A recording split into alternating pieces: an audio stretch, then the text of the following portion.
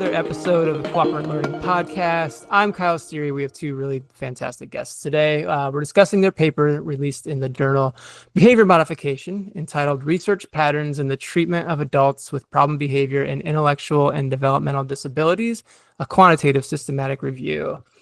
Dr. Alison Cox received her PhD in psychology from the University of Manitoba. She is also a BCBA-D. Throughout her PhD, Dr. Cox was involved in a variety of research initiatives ranging from developing measures to reliably identify preference in individuals with profound multiple disabilities to teaching children and adolescents with autism to successfully undergo MRI procedures. As of July 1st, she is an associate professor in the Applied Disability Studies program at Brock University. Her research interests have continued to be diverse over the years, with one of her primary interests being behavioral medicine. More recently, her interests have begun to include examining systematic approaches to restraint fading. Through her current and past research and clinical experiences, Dr. Cox has developed specific expertise in assessing and treating severe challenging behavior in individuals with dual diagnosis and acquired brain injury across the lifespan, as well as supervising early intensive behavioral intervention programs. Nazurah Khokhar is a clinician, researcher, and board-certified behavior analyst. She received her Master's of Arts, specializing in applied behavior analysis from Brock University. Her research focuses on behavioral pharmacology, severe challenging behavior, cultural responsiveness, and treatment efficacy for adults and with intellectual and developmental disabilities. She recently relocated to Sacramento, California, and is looking forward to starting her role as a BCBA servicing clients in this area. Alison and Nazurah, welcome so much. Thanks for being here. Thank you for having us. Yeah, great introductions too. Was there anything I missed? Anything worth spotlighting for us? No, just the associate professor thing is still a big deal to me. Yeah, that's really, really awesome. I was really excited to read this article. This is something, so here with Sparks Behavioral Services is the group that we work with. We primarily work in adult foster care homes, group homes, state-run facilities, things like that. A common gripe amongst the crew here is that we love reading research. Not a lot of adult participants in the research that we read. So really, just looking forward to diving into this with you both for sure. So let's kind of start with the heart of the study. What drew you, before we even talk about the study itself, what drew you to focus specifically on adults with intellectual and developmental disabilities and problem behavior? Was there like a moment or experience that kind of made you say, this is something we really need to dive into more or learn more about? I think for me personally, it was working with adults. I had primarily gotten my experience as in my master's working with children. I was interested in pursuing that, so I went back to do my master's after my undergrad, and actually got a position working with adults right out of my master's, was board certified, and I realized, oh, wow, there isn't much like you guys, and that would be going back almost 20 years now. So that didn't change. And a couple of years before Naz joined my crew as an MA student, I did a brief review in 2020, it was published in 2021, and I was like, okay, well, we chose four journals to look at, and I was like, I wonder if we did a fulsome review, Naz's thesis and now a publication, on this topic, because maybe I just picked the wrong journals and they weren't actually representative of what other journals are doing. And so that was not the case. I guess for myself, it was when I was first a master's student, I did have a placement at a long-term care hospital where they had an acquired brain injury unit.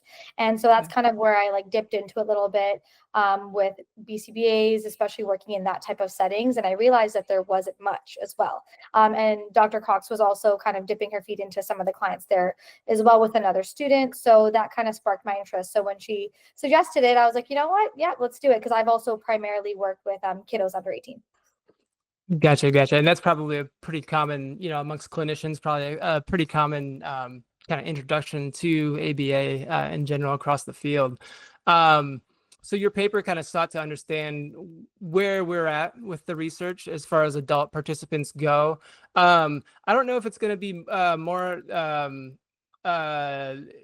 conducive to the conversation to talk about kind of your methods first, or maybe talk about some of those calculations. There's a few calculations and things that you used in it, such as, effect size and things like that, maybe aren't common vernacular in the day-to-day practitioner. So however you want to kind of go through, what you did with the paper and how you kind of sought the journals and kind of researched, what was available, right, in the literature.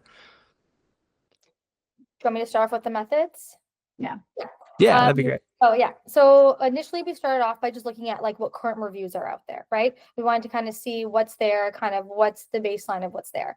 So once we did that, we kind of tried to pick out maybe some gaps in some of that research. What we found, for example, in some of the studies is they were kind of narrowing it in too much. For example, only including articles that have done a full functional analysis, or only including a specific population. And that would most likely be children, right? Or Right. individuals under the age of 18. Once we had kind of gotten a bit of a grasp on that and found out kind of, I guess, like the gaps there, we then, I then met actually with a librarian at Brock University, selected a few databases, developed a search string. The biggest concern actually that we had with the search string is that you've probably known in this research is nobody really uses the word adult. So that's the biggest thing, right? So when you're developing a search string, it's like, how are we finding common words to identify this population? So we broke that down into basically diagnosis terms, behavior terms, and then treatment terms. And that's how we kind of work together, also keeping in mind the other reviews, using some of their stuff as well, to kind of develop that. When I first started, I believe initially it was over like 17,000 hits. So I'm not sure if you've done a review or not, but that's a lot. When I spoke to the librarian, they were like, are you sure you want to do this? Like, people typically don't look past 2,000-3,000. Can you narrow this further? And I'm like, I can't, because if I want to look at the adult literature, I have to take as much as I can, right?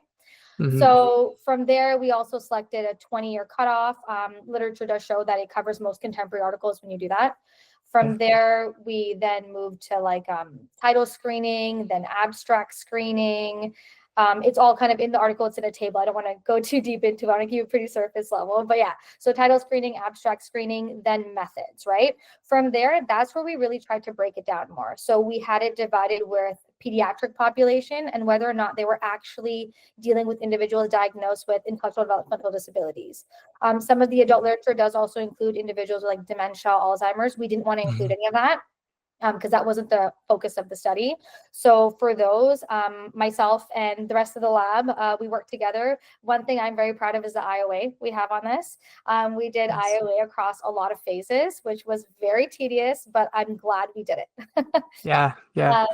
And then from there, I guess we kind of moved on to the actual coding part. So that was kind of split two ways, where one was more participant characteristics, diving into like diagnosis. Do they talk about medications? Tell me if I'm missing anything, Alison. Yeah, age, diagnosis, medications, type of intervention. That's where we kind of broke it down there. And then the add-on that we did that we hadn't seen before in the literature was the statistics piece of it. So we wanted to choose an effect size to then represent the effectiveness of the interventions for select participants. And what we did for that as well is there isn't really, I guess, like a gold standard procedure, I guess, in selecting which effect size you're using. So we looked at other literature to see kind of what they're using, and other articles that had also used this tau, that we'll talk about, tau based uncorrected, that have used that to represent certain similar populations and similar treatments. So that's how we kind of narrowed it down. Yeah. Yeah, I want to say one thing also about the 17,000. Part of the reason we couldn't narrow it down with the adult piece is also because we didn't want to. We wanted to get a sense of how many children are being featured and how many adults are being featured. And that comparison has not been done. It was done in at the time, what would be considered the most recent FA review paper. Now, I think now they've got the 2023 version out. But really, people, when they review this sort of thing, they haven't really been looking at exactly how many adults versus how many children. So we couldn't exclude children at this point. We did it after. So we got the characteristics we wanted, which was how many children and how many adults, and then the papers with the adults went on to the rest of the screening. So that was part of the reason it had to be so big. The other piece is that she glossed over this because we went, I think, 6 rounds on this one. and I think, Naz, you should get a lot of credit for this, the way that we categorized the intervention. So when she was talking about, we pulled the participant characteristics, and we also pulled the interventions themselves, and to review this work and go, okay, this person didn't call their intervention, they didn't tact it like anything else we've seen, but they described it in such a way that it gives me the impression it's X. So if somebody didn't actually say, oh, we did response interruption and redirection, but they described something that sounded like that, we preemptively created these operational definitions in the event that the source article did not cite it or did not tact it, as it were. And so this is also another reason to be proud of the IOA, because that means that we had categorized it and described those categories in such a way that independent reviewers or IOA folks, our folks doing the IOA, could use that, execute it, and we were coming to an agreement. The other piece I wanted to mention too is that multi-protocol versus single protocol. So being able to tease through all of these articles and really understand and pull out, well, what are these multiple protocols versus these single, I think, and having IOA on those pieces as well, I think speaks to the level of precision that the team really kind of put forth for this. Definitely. And also there are studies like single case experimental designs where there's 10 participants, but only one is over 18. So for us, it was, we were able to still catch that one from that article. We didn't necessarily exclude an article if they were majority children. We pulled at anyone that was over the 18 or older. You really left no stone unturned then. That sounds like such a daunting process. How long did this take you, and how much coffee did you consume during this? It sounds like just like so long. A lot of long nights and like 2 years. It only took you that time because you were also doing other things on top of that. So Naz is a very much research interested person. So she was doing other projects at the same time, which delayed her finally getting, across the finish line. But I think it was worth it. It was a very big project. It's probably the biggest research or review paper that I've ever supported students in completing. So yeah, lots of work. Sure. Yeah. And to a point made earlier, I was doing a very, very, quick review on toileting literature with adult participants. I was doing this last week, and there is a lot of behavioral techniques being implemented, but with like maybe nursing home populations, or like I think one was like non-ambulatory patients in like some hospital or something like that. So not necessarily with folks with IDD or other disabilities, but with adult populations nonetheless, but still kind of hard to come across. Toileting being one of those things, predominantly children and pediatric in the literature base as well. So very cool. Hats off to you for doing it, because it made for a really good read for us. But as far as effect size, and I know that there's some other terms like the SCARF scores and things like that. Do you want to we don't need a whole huge rundown, but maybe just a brief, description of these calculations and variables and what they added to the writing that you did? So I can speak to the effect size estimates. They're called estimates because effect sizes are actually something that group design work tend to kind of do more of, and we call them estimates because the really smart people who are creating these for behavior analysts to use are leveraging group design, the inferential statistics, and kind of using them to create these great tools for us to objectively examine. So instead of kind of using visual inspection and having that be the way that you determine how things went down, it's basically an effect size estimate is a quantitative indices that helps measure intervention effects. They often speak to clinical significance. So people are like, oh, inferential stats. Oh, no, not statistical significance, although they kind of talk about that as well, but it's really clinically significant that they're trying to communicate. And it's our science specifically is just kind of finding its feet as it relates to quantifying outcomes in the context of systematic literature reviews. And so this technically is not a meta-analysis because we didn't meta-analyze anything, but it is quantitative in the sense that we generated these effect sizes so that we could say it was in this kind of benchmark, it met this benchmark for highly effective or not. And we used an existing paper, Van Est, and they generated these benchmarks and used a similar population. So it's not just like, oh, let's use this random benchmark. Has that benchmark been validated with a similar population? So it's not, if you see, you know, everyone just, not everyone, but folks who are kind of just learning about this, they may think about, oh, it's always going to be 0.8 or higher is large or whatever it is. Not true. We want to make sure that you're pulling benchmarks that are relevant to the literature, to the clinical population that you're examining. So that's just kind of a little piece there. Gotcha. And I can definitely speak to SCARF. So that's basically the rigor tool that we use. So it basically assesses like the methodological soundness of the research. The reason why we didn't do this initially is because we had seen other papers in the past where what they've done is they've used, for example, What Works Clearinghouse to kind of assess the rigor, and then they'll only include articles in their review that kind of essentially meet a certain criteria. So for us, we were like, the literature is already so scarce, right? So what are we doing to ourselves by already eliminating some of the research right off the bat? But we still did want to see, right? Like, what are these scores? Also comparing it across the published literature versus the unpublished, right? So the peer-reviewed versus the gray. So SCARF scores typically are from 0 to 4, and then closer to 4 is essentially a better score. And then what we found is that the average score actually, I believe, correct me if I'm wrong, I don't have the results open, it wasn't far off for both of them, right? The ranges were obviously different for both, but it wasn't necessarily far off. So for us, it was like, is it necessarily fair in a sense if you're doing a review of certain literature to only include, let's say, peer-reviewed and not include those theses and dissertations where maybe all of that work may have been put in to make it very rigorous, but it's just not published, so it can't be included. So that's why we wanted to add it in, but we didn't eliminate any articles based off their scores on that. There's also this notion of excluding gray literature is not recommended because what it does is it perpetuates publication bias, right?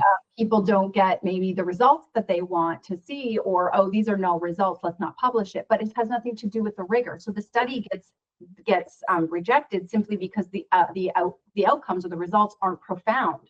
We need to know when things aren't profound. If it is methodologically rigorous, I need to know that nothing happened for that learner in relation to the intervention. So we're trying our best, and there's a whole statistical approach to how you're supposed to actually verify whether publication bias is present. We dipped a toe in the water with regard to this, but I still think it's enough for us to at least get to start talking about it. And just so you know, Naz, I do have it out as like a safety blanket. So we did see our peer-reviewed SCARF stands for, by the way, it stands for, what do I have it? Single Case Analysis and Review Framework. So that's what it stands for. And it was 1.6 for the peer-reviewed out of 4, and then 1.2 for our gray literature. So like Naz said, really not a huge distinction across the two. So if anything, that sort of verifies our inclusion of the gray literature potentially. Okay. Awesome. The fun stuff now. What were some of the big significant findings to you throughout this process and as a result of all this work? You want to go first, Naz? So there's quite a few. I guess what was interesting for us is we had basically categorized as like single treatment versus multi-treatment. And that would just be that there was multiple from the categories that we had selected used, kind of like saying if you had antecedent and reinforcement strategies in there, reinforcement and punishment strategies in there, right? That would be kind of the multi-component. And we did find that they actually had the higher effect sizes, which was an interesting finding.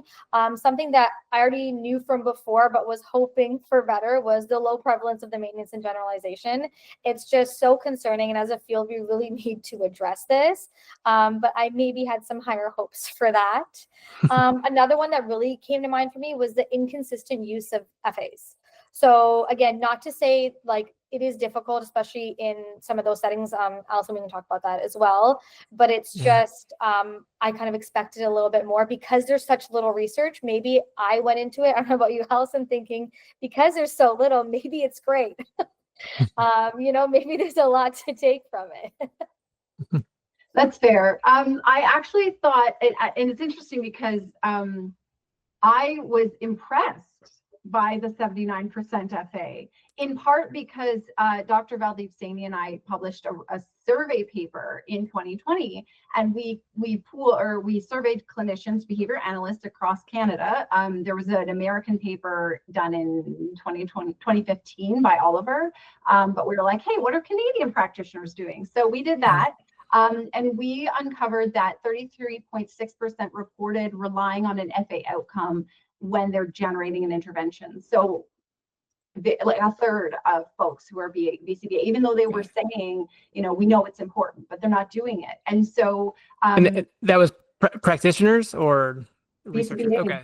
Yeah, BCBAs, and Oliver's paper gave the same really similar outcomes in that behavior analysts who are practicing are not doing FAs, and that I don't know if that's whatever it is, but the fact is that the 79% of the people who are publishing are doing an FA. That's way better than what the general population is, or the general behavior analyst is doing. So that's why I was kind of coming at it. I guess I was saying I was shocked. Like that's something I was expecting like before, and then after in the results, we obviously discussed that. And I also saw your paper as well. But yeah, like before I was like, wow. And like also that adults are only like, I knew it was going to be scarce, but 13% of kind of the literature that we at least looked at across the past 20 years. Like I wasn't expecting it to be that low. I don't know about you. Yeah. Go ahead. Oh, I was going to make sure that I reiterated that point too. Only about 13% of participants in the research that you uncovered were adult participants, and the rest were not. So yeah, I don't know if there's more that you want to speak to that. Maybe what those barriers might be, or where or why what's going on. But go ahead. I have a whole section. Yes, we have a lot about that. I can't wait. Go for it. I'll go first, Naz, and you add anything that you need to. Go for it. So when you reach 18, it's a cliff. Services just disappear because apparently folks who are adults who have been supported their whole life with various services don't need them anymore. You're 18, you're fine, right? I'm being very sarcastic. That's obviously not the case, but that seems to be what's happening. That is, so the options for support engagement for folks with IDD or intellectual developmental disability, they're fewer and far between. And it follows that researchers who may rely on funding like service grants to get their work done, likely those service grants exclude adults. They're service grants to support children. So I think that could be something that is perpetuating this outcome. In my experience, like I said, service grants are tending to support or target children. It's also possible and potentially related to the above mentioned point that youth populations are more readily available. For instance, obtaining informed consent can sometimes be easier because guardians are often much more involved with their children. I've supported adult clients whose guardians and decision makers don't live on the same continent. And so it's hard to get a hold of them for clinical and medical consent, let alone research participation consent. Historically, also, some universities have paused or halted research involving surrogate consent, so consent on behalf of somebody else for adults with cognitive impairment. So if the adult themselves cannot consent because they don't have the capacity, then someone else cannot consent on their behalf to participate in research, which I think is a little bit discriminatory. There could be a lot of benefits. And I think that's coming out more and more when you're thinking about, who's allowed to participate in research. And I think COVID really had a big impact on, because oftentimes women who are pregnant or women in general were being excluded from research. And a lot of the research that was in information in medicine that was primarily informed by male participants, and we're a different beast, right? So I think that some of that stuff around access to research, certainly for typical populations, adults certainly could, with intellectual disabilities, could kind of fall into that of just not having the opportunity. Another thing that I think is adults are physically bigger, and so perhaps folks tend to shy away from supporting them or working with them. And I think maybe that could be the case for research as well. And that could be another potential barrier. Another thing could be related to publication bias. So research conforming to the 7 dimensions of applied behavior analysis, everybody's read it, Barrow and Risley, like 1968, right? It can be more easily executed, I think, within service models that are more commonly engaged in by youth participants. So, children or youth living at home, they're regularly attending outpatient clinic appointments in a centralized location compared to adults who might be living in residential settings across a huge catchment area. So service model differences also come with practical and resource-based limitations, like the potential participants may not have access to a vehicle to get to the research site, or staff can't take extended periods of time away from the home to drive them to the research center because of staffing shortages. And so even they may have the best of intention, this person wants to participate, we want to bring them, Sally called in late, I can't leave, so you're going to miss your session, blah, blah, blah, right? It goes on and on. And then alternatively, the underfunded researchers may not have money to pay for researchers to travel extended distances to conduct the work. So this could play a role in kind of limiting the number of observations that can be made. So then you can't execute a really strong, rigorous research design, those sorts of things. Another thing is these idea of extended baselines or repeated reversals or repeated interventions across multiple participants can be difficult to facilitate across adult participants. Specifically, if you're removing an intervention to demonstrate experimental control, even if you're uncertain, maybe you're like, I don't think this did it. Try telling that to a staff member who's actually seeing some important gains happening. They're like, what are you doing? What are you proposing? Get out, right? So I think that possibility of the behavior returning may be poorly supported, and with good reason, right? Even if you're like, you know what, I think there were some confounding variables. They just happen to coincide with the application of it's a really hard sell. And if you're doing research, I think that also makes it even more tricky, and you want to be ethical because we never put, as a researcher, you never put the client's needs second. Like my research agenda does not exceed the needs of the client or what's in their best interest, and as that is the way it should be. Again, what else did I say? I told you guys, I'm almost done, I swear. So the other thing I thought about was the resources. We talked about that. The research designs themselves, being really creative, I think, on the solution side. You can look at things like consecutive controlled case series. Dr. Hagopian had a great paper out in 2020 talking about things like that. And then really extended non-concurrent multiple baselines. So you might have someone start and then 3 months later, you're like, oh my God, somebody else. But I think that from a clinician perspective, that's not front and center for you.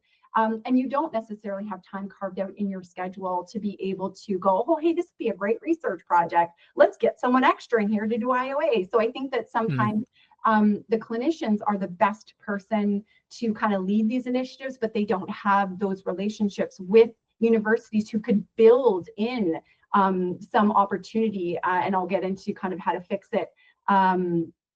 But I want to hear from Naz first before I'm like, here's my ideas for fixing. Go ahead. We talked about this quite extensively, so I kind of saw your list coming. We're kind of on the same page. But yeah, the biggest thing is it's like the focus is usually on children, and at the end of the day, it is easier to get them enrolled. It just like logistically into, let's say, a research study. If you have parents available to bring them, that's great. And when you have individuals living in like group homes, different facilities, it's that consent piece, right? And to completely eliminate them from research, I agree, that is a bit tricky as well, because what if they themselves do want to participate in that study, right? To have access to even that opportunity, we should be giving everybody equal access to opportunities that can help them improving their quality of life as well, right? And if we're kind of just letting them coast along, are we really, it's kind of do no harm, but letting someone just coast along when there is access to potential opportunities, I think is something that we should all consider as clinicians as well, right? Just because you kind of let somebody float along the lazy river, I just thought of that. It's like, is that necessarily the best thing, right? If there is access to something else, we should give it a shot.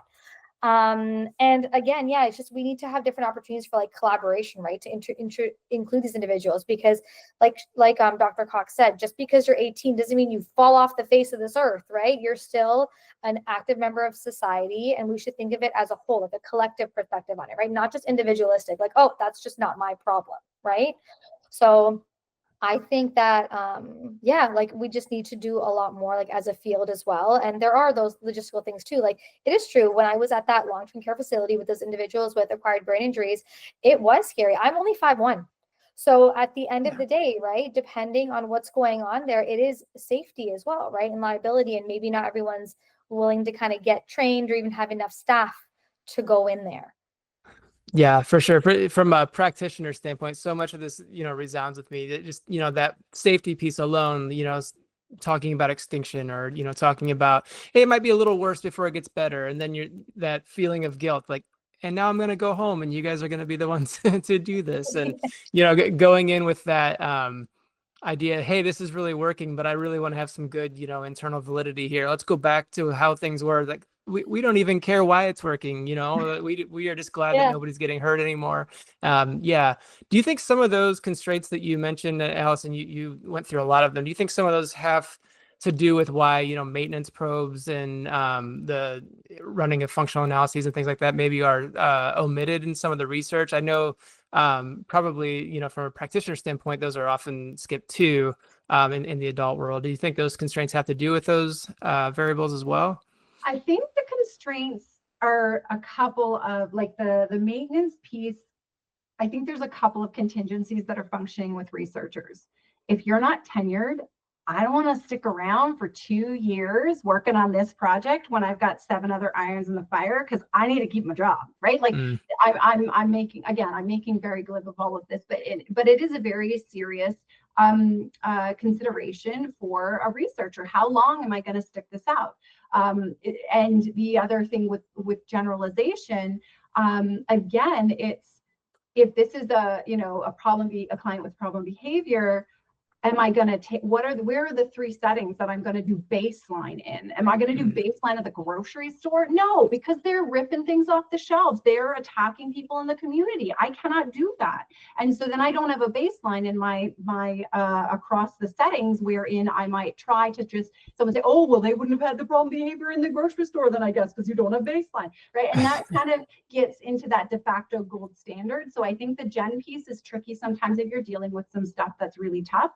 Getting those baselines across 3 settings with a learner who really hasn't seen the outside of their house other than the inside of a van. Because let's face it, unfortunately, with the high-risk learners who are big and can make some big damage, they have very small lives until we can, get some momentum going in the right direction, learning skills, and bringing that behavior down. That challenge behavior down. So I think that those 2 pieces are definitely competing when it comes to why aren't we seeing the maintenance? Why aren't we seeing the gen? I am hopeful. What do you got, Naz? I was also going to say the fuzzy concepts paper. I think I had put it in the list for suggested readings. I think that's a great one. It is a little bit lengthy, but I feel like there's a lot that a lot of clinicians can take from that. It kind of talks a little bit as well, kind of about that bottleneck. It's like, oh, we're following the gold standard. Is that necessarily us automatically excluding some of the adult literature that cannot kind of hit those check boxes in order to meet those standards for publication?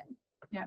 A lot of the research that I do as well, like I said, I'm very varied. I take existing clinical data. People come to me and say, hey, I know you know stat stuff. I'm not anywhere near some of my colleagues, but I know a little. And we want to look at this specific question. The most recent one was work that I did with a group in Wales. And they had a new psychiatrist who came in and was very afraid to remove medication. And these are learners who were very hard to serve, who were had a lot of skills, but they were, foster care clients. Their placements have fallen apart. They were up on, assault charges, assaulting a police officer charges, these sorts of things, really serious offenses. And they were coming in on 10 psychotropic meds as a 15-year-old. Obviously, that medication is not appropriate for that learner because they engaged in the thing that got them here in the first place on those meds. Right. So you can tell me that's an effective cocktail to support them. But the psychiatrist was coming in who was very resistant and for her own reasons made sense. But they were like, hey, we want to see if we have enough data, because they have daily data across several years for several clients. They want to see what is the likelihood that problem behavior goes up right after a med decrease versus when there was no med change. And we did a series of analysis with data collected by clinicians. We did not have IOA. We were able to publish it because of the way that the service model was. We were very confident. There was a lot of clinical oversight. There was a lot of training for the frontline team. So the reviewers agreed with us that there was enough there were enough checks and balances in place to believe the data that we were using. And so I think that is another really untapped resource for behavior analysts. I've got hundreds of data points. I'm a behavior analyst. I know this person who does the med stuff. I know this person who knows a bit of statistics. I know they're a researcher. I know they've done work like this before, and maybe even reaching out. So I think that using the clinical data that you have to inform research questions retrospectively is a great way forward. You can't conclude anything because we're talking about, correlation. Sure. Now, don't through my pencil again. You're a really bad SD for that. I'll tell you later. But anyway, we'll share that story later. Good one. Anyway, I'm going to put it down. So I think that there are some really great, inferential statistics that we could use as clinicians for data that was collected, realistically, and make a good case to get that information out there. So that is, I think, an untapped area. Very cool. Very cool. Going back to some more data, as far as the categories in interventions that you categorized antecedent interventions, reinforcement-based, and punishment-based, correct? Yes. Talk a little bit about those. What did you find? I know there was a bigger effect size with multiple treatment components as opposed to single treatment. Dive into that a little bit. I can start. Maybe if you want to pull up the table, Alison, it would be helpful. So we kind of had it, the overarching categories were antecedent, reinforcement, punishment. And then within that, we kind of broke it down more. So for example, in the antecedent category, we had choice, prompting, environmental enrichment, just a few examples. In reinforcement, we had FCT, differential reinforcement, a few options there. And with punishment, we had response blocking, overcorrection, restraints, kind of all those. What we found was interesting is that there was a lot higher, I guess, effect sizes, you could say, with the multi-component, right? Using multiple strategies at once, right? And what we found is in general, also in practice, you see that, right? Sometimes it's not just one, it's a combination of different parts of the intervention. Something that we did discuss that maybe would be interesting for future research is maybe categorizing based off the results, because that's something we didn't do. So let's say someone, I'm just going to give an example, said it was a punishment-based procedure. If it is actually punishment, it should decrease future likelihood of behavior, right? Mm-hmm. But if the results are not showing that, then maybe that wasn't actually a punishment-based procedure for that individual. But we didn't go as far as to that for our research purposes. We kind of were like, how did you tact it? Where's your description? This is where we're going to kind of categorize you. Yeah. Okay. So with regard to the specific results, for the multi-protocol, we saw an effect size of 0.64, which is it's medium, like a medium to large. We also saw a standard error that was narrower than the reinforced or the single protocol alone. Okay. So when you talk about standard error it's like standard deviation for a sampling distribution. So I often call it like standard deviation on crack. It's essentially, it measures it's a scientific term, right?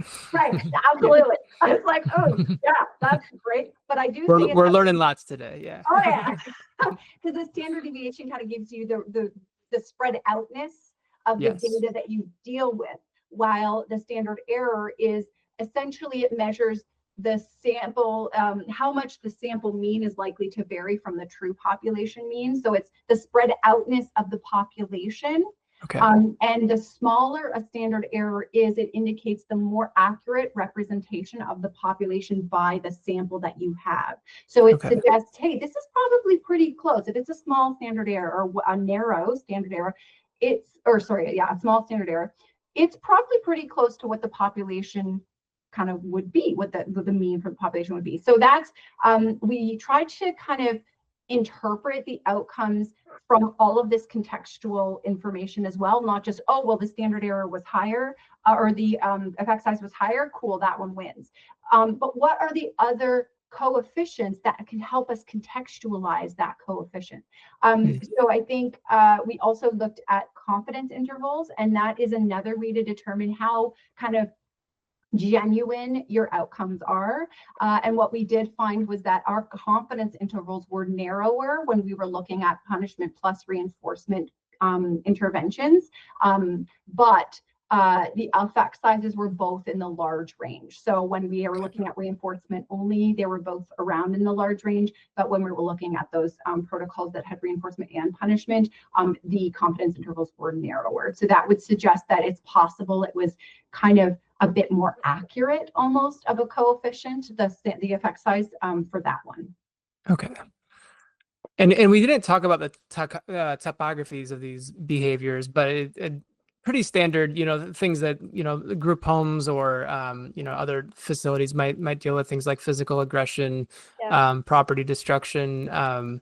Anything more to say about the topographies of behaviors, or any, any other information to add there? I'd say the top two were it was aggression and self-injurious behaviors. You said property destruction's in there too. Many of them did indicate that the individuals engaged in multiple topographies of the behavior, which I'm sure is common as well. It's not necessarily one that stood out. And yeah, that's kind of it for topographies of the behaviors. Gotcha. I feel like oftentimes when we are called in for an assessment, those antecedent strategies are, staff turnover is so high.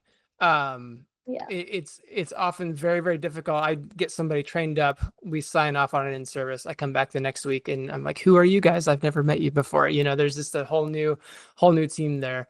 I find often if I can get a good antecedent strategy in, kind of ingrained, trained up BST, all the stuff to get people really, really going on a good antecedent strategy.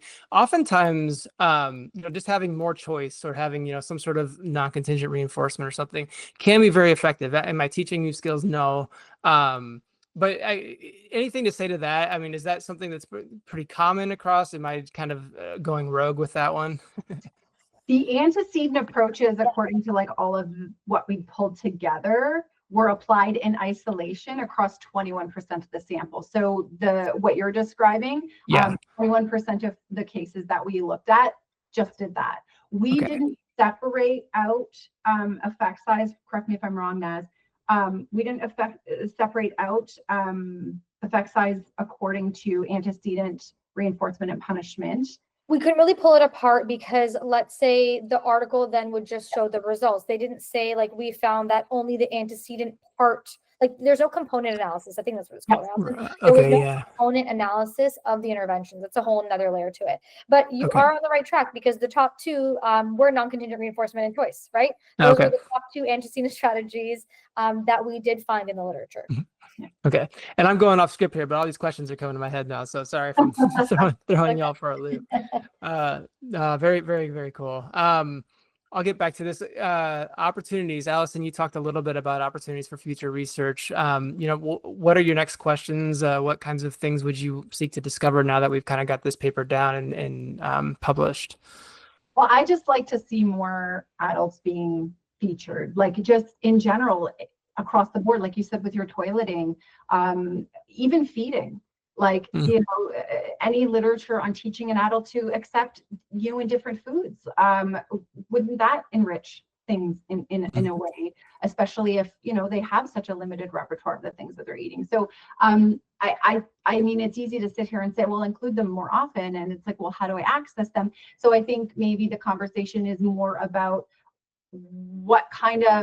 how can we leverage technology now? So I talked a little bit about different designs. So, a very extended non-concurrent multiple baseline, consecutive controlled case series, video conferencing can, make things a little bit easier, especially because these staff are extremely overworked. They are under-resourced themselves, and to ask them to hey, grab some extra data for me, they'll be like, no.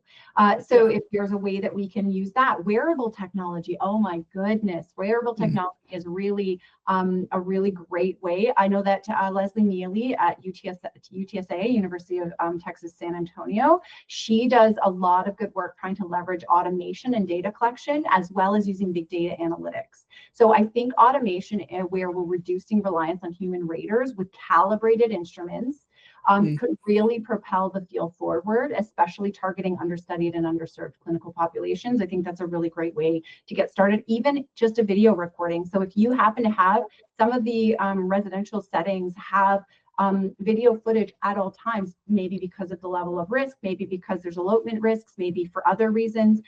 So is there a way to access that video footage?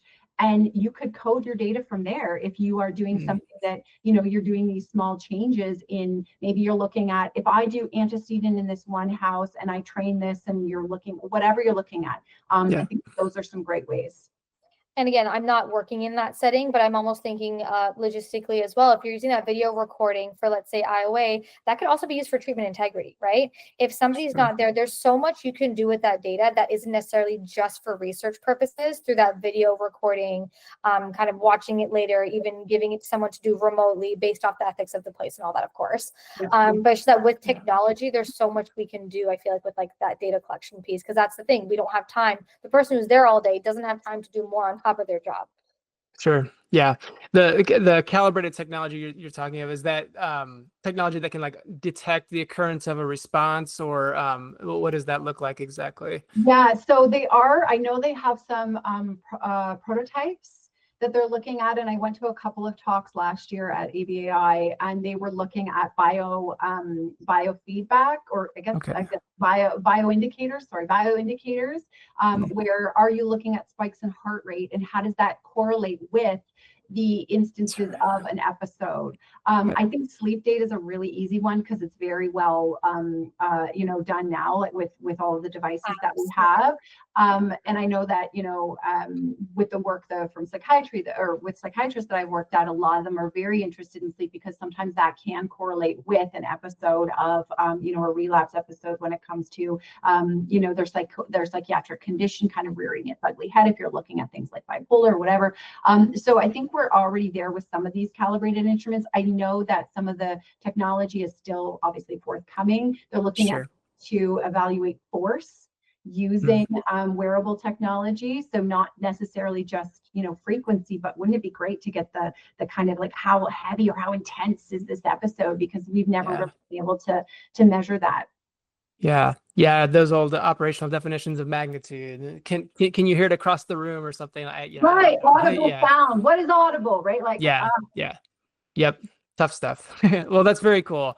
We're kind of nearing the end of the hour. If there's any questions in the audience or anything I might have missed that either of you wanted to make sure that the behavior analytic community heard. I think our overwhelming message here is we need more. We need more adult participants in research, guys.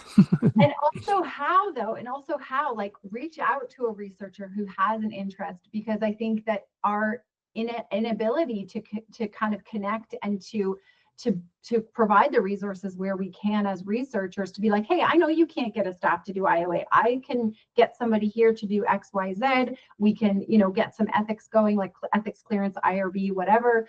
So I think that just having more conversations with between researchers and clinicians, because clinicians are the ones who are in the grind, having those questions and having no time to answer those questions. And so if there is some communication, I think that could be had between, everybody. Also, I think that would, make the research to practice gap maybe just a little bit smaller, right? We are talking about the fact that 79% of people did FAs, and yet, in fact, when they're surveyed, behavior analysts aren't running FAs. Not that it's, there's lots of potential barriers to applying it, but if we can collectively work kind of together using research, using the data you already have, like the example I gave earlier, those are some of the solutions. I really hate going to a talk and the end of it is like, we need more research. It's like, give me solutions, right? So I think maybe trying to end this on not that note, because me being an audience member, when I am, it really boils my blood. So I think to take it away, reach out to those researchers who are publishing on similar topics. If you have a research question because you've looked at your data, you happen to see a bit of a trend across several of the participants or the clients that you've been supporting over the last X number of, and again, thinking about how can I use this daily data? How can I use serious occurrence reports, or I guess people call them incident reports, or whatever, ministry mandated reports when something big happens. I've actually done a qualitative thematic analysis on the word agitation in a locked unit at a hospital because the nurses weren't going to collect more data for me. They already had charts up the wazoo to do. So I actually did that as part of a master's many moons ago as a thesis, not a thesis, as a project for my practicum placement. And I actually was able to look at, hey, the number of times the word agitation came up pre-intervention versus post-intervention is profoundly different. And then we had social validity for the nurses being like, oh man, he's going to the bathroom on time now, that's great. And it's like, and it's funny that you mentioned toileting because it was around, operant, misurination, as it were. Gotcha. So I think that being creative about the data you're collecting, seeing what value you have and what you can have, and understanding the limitations or the assumptions that is associated with the data that you're collecting. So yeah, okay, I did a thematic analysis, agitation.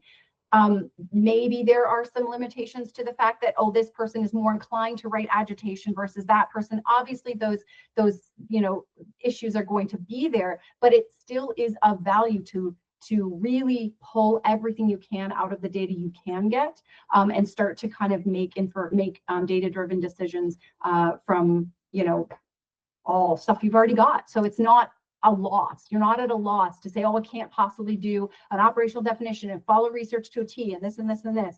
But what can you do with what you already have?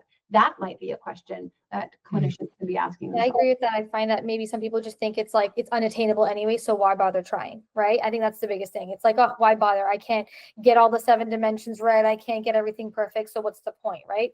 But it's like, no, even what you said, Alison, it's like anything you have is of value, and that can be used to maybe inform the next round of patients that are maybe coming into this hospital. And maybe if it's something as simple as like certain terms that are being used, maybe that could be in the training for the nurses, right? Like small things like, oh, we're going to use these terms for this type of severity is a whole nother topic, right? Kind of how loose that term is.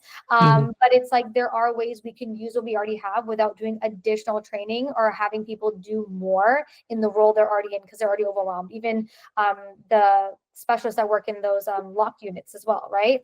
They have a lot going on. Even when I was there as a placement student, I was actually working to implement behavior analytic interventions with the individuals that were there with acquired brain injury. And I very quickly learned, Alison taught me, you got to get the buy-in first and you got to do it yourself. And what I learned is just like a small example. There was an individual and I had suggested we do this type of choice assessment, this type of visual schedule. And I realized the nurses literally put it in the trash. They were like, we don't have time for this. But then I was like, okay, how can I work with them? And what I did for that specific client is we basically printed out 3 pre-made schedules. So instead of the little Velcro switching it every hour of the day, here are your 3 options for the day when this staff is on the shift. So there's ways I feel like to modify kind of those things that we've done with the kiddos in different settings and use them in these long-term care settings by just making minor changes that you wouldn't have thought of, I guess, if you were not with that population or in that setting. Speaking to kind of that creativity call that you have at the end of your paper, that's very, very, very cool. If there's no questions from the audience, we can kind of end on that note. Naz and Alison, thank you so much for joining the Cooperant Learning Podcast, sharing your knowledge and your time. We really appreciate it. Thank you. And thank you for sticking with us late, folks. I appreciate the combination on your end. Yes.